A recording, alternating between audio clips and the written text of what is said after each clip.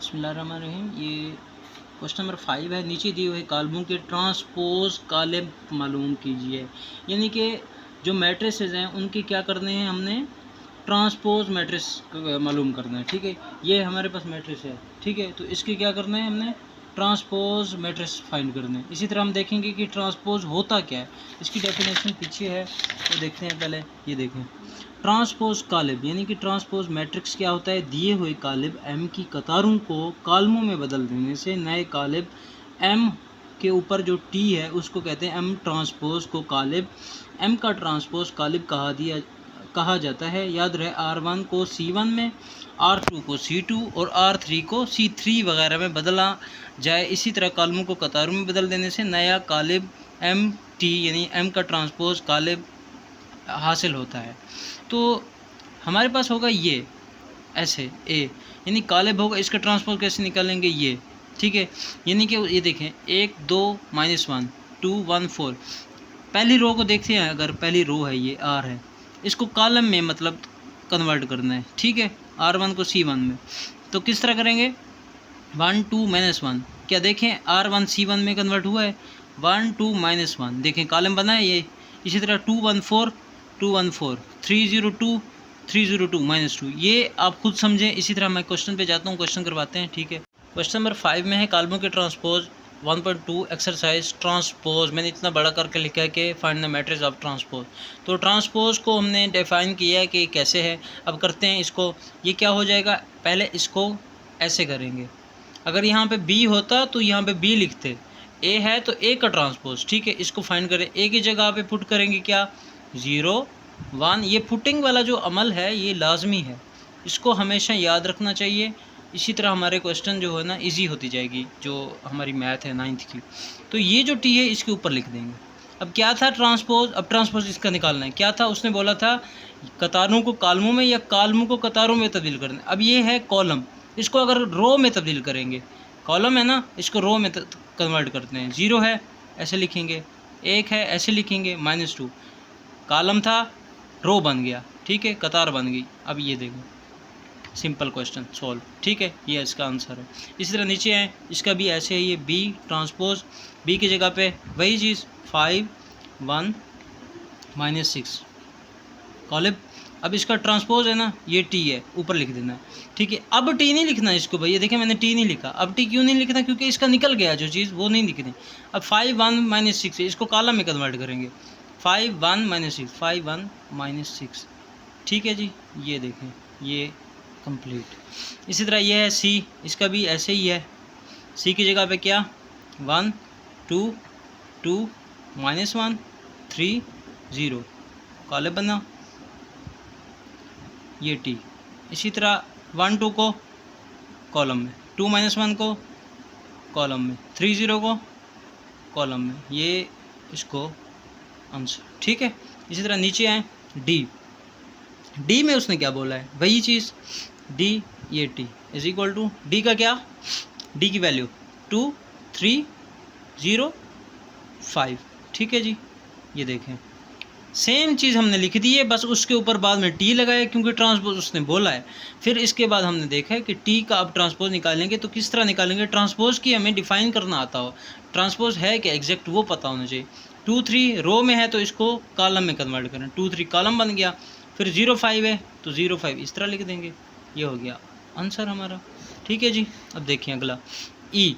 ई क्या है हमारा, ई जी, जिस तरह ई है उसी तरह लिखने, बस उसके ऊपर ट्रांसपोज की जो साइन है वो 2 3। पहले वैसे का वैसे क्यों लिख रहे हैं, क्योंकि हमें पुटिंग करने का जो अमल है ना वो अभी से समझना चाहिए, क्योंकि आगे भी ये अमल बहुत लेंथी है तो बाद में मसला बनता है।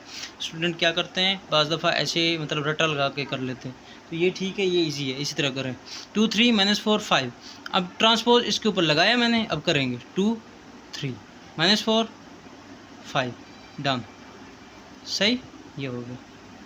इसी तरह एफ है, एफ टी खुद करेंगे, ये आपको आते जाएंगे। ये जितने पेंसिल के नीचे जितने भी आपके लफ्ज़ या अल्फाज जितने भी गुजर जाते हैं तो वो आपको कभी नहीं भूलते, ये याद रखना है आपने। तो एफ़ की क्या है, ये पूरा का पूरा लिख दें, 1 2 3 4, ये कंप्लीट। इसके ऊपर टी, अब फाइंड करना है ट्रांसपोज, 1 2 को क्या करेंगे कॉलम में, 3 4 है तो 3 4 इस तरह, ठीक है ये कॉलम। अगर एक चीज़ और है इस क्वेश्चन में मैं कर रहा हूँ, वैसे तो सारों में करना चाहिए, आपको एक चीज़ बता दूँ, अगर आप कॉलम को रो में बदलेंगे फिर भी ये आता है, हम चेक करते हैं। अब ये कॉलम है, ठीक है, अब इसको रो में कन्वर्ट करें, 1 3 कॉलम है, फिर इसको रो में 2 4। पहले मैंने तो रो को कॉलम में किया था, लेकिन अब रो को सॉरी कॉलम को रो में किया, ये देखें फिर भी सेम है, ये और ये सेम है, गुड, ठीक है, ये भी मतलब तरीका सही है, ठीक है जी।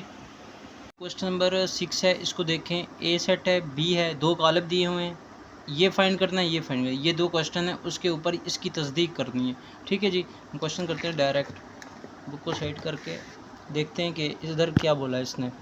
तो ये आइडेंटिफाई करना है, तस्दीक करनी है कि ये क्वेश्चन है, ये दिया हुआ है, ये दे दें। अब ए और बी की वैल्यू समझ लें कि ये ए की वैल्यू, ये बी की वैल्यू, और क्वेश्चन दिया हुआ ये। पहला करते हैं ये वाला, इसमें वो कह रहे ये ए के बराबर है, यानी जो ये चीज़ है ये चीज़ है एक दूसरे के बराबर है, ठीक है। हमने ये तस्दीक करनी है, ए हमारे पास दिया हुआ है ये वाला, ठीक है, ये वाला जो ए है ये हमें मिला है, ठीक है। अब ये जो बराबर आएगा ये भी इसी की शक्ल का, मतलब यही सेम चीज़ आनी चाहिए।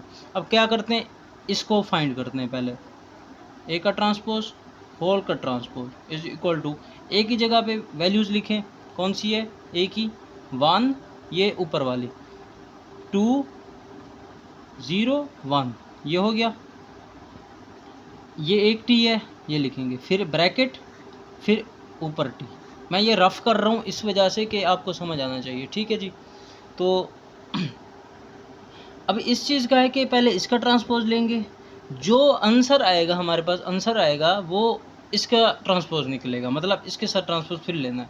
अब आगे करते हैं, ट्रांसपोज क्या होता है, रो को कॉलम में या कॉलम को रो में। अब रो को कॉलम में कन्वर्ट करते हैं, 1 2 0 1, रो थी कॉलम आ गया, रो थी कॉलम आ गया, एक ट्रांसपोज हमने ले लिया, ये वाला ये ख़त्म, अब ये रहता है, ये करेंगे।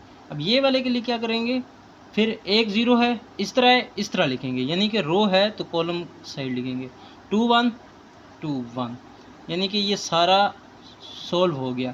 अब उसने पहले बोला कि ये जो चीज़ है ये इसके बराबर है, यानी कि जो हमारा ये आएगा आंसर ये ए के बराबर, ए की वैल्यू क्या है हमारे पास, ये वाली है, क्या ये और ये आंसर सेम है, 1 2 0 1 1 2 0 1 सेम है, तो ये हमारा आंसर है, ठीक है, तस्दीक हो गया, गुड। उसके बाद नेक्स्ट क्वेश्चन है, ये देखें, बी का ट्रांसपोज होल का ट्रांसपोज, तो बी है, तो इसके लिए बी की वैल्यू है, तो इसको देखते हैं। अब ये क्वेश्चन नंबर 6 की सेकंड जुज़ है, तो इसमें उसने पहले एक चीज़ बोली है कि ये होगा आपके पास, ये चीज़ होगी, ये चीज़ बराबर होगी, पहले क्वेश्चन की तरह है, ठीक है। तो अब ये चीज़ इसमें पुट करते हैं, एक चीज़ फाइंड करेंगे तो दूसरी निकल आएगी, बी का ट्रांसपोज होल का ट्रांसपोज, ठीक है। अब इसमें बी की जगह पे क्या लिखेंगे, ये वाली वैल्यू 1 1 2 0, ये लिख लिया। अब ब्रैकेट से पहले ऊपर उसने टी लगाया, फिर ब्रैकेट लगाई, फिर टी लगाया। क्या करेंगे, पहले एक ट्रांसपोज देंगे, एक ट्रांसपोज लेंगे, फिर दूसरा।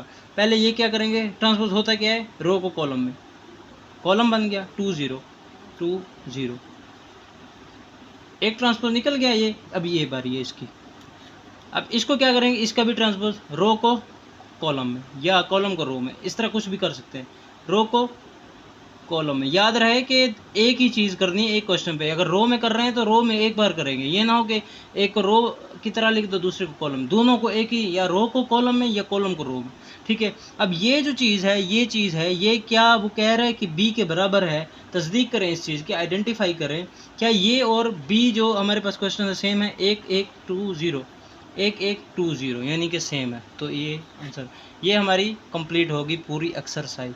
इसके लिए अगर कोई आपको क्वेश्चन का मसला है कोई भी, तो आप कमेंट में उसकी पिक्चर या उसका नाम लिख के भेज सकते हैं, आपके लिए इंशाल्लाह वीडियो बनाई जाएगी। जज़ाकल्लाह जी।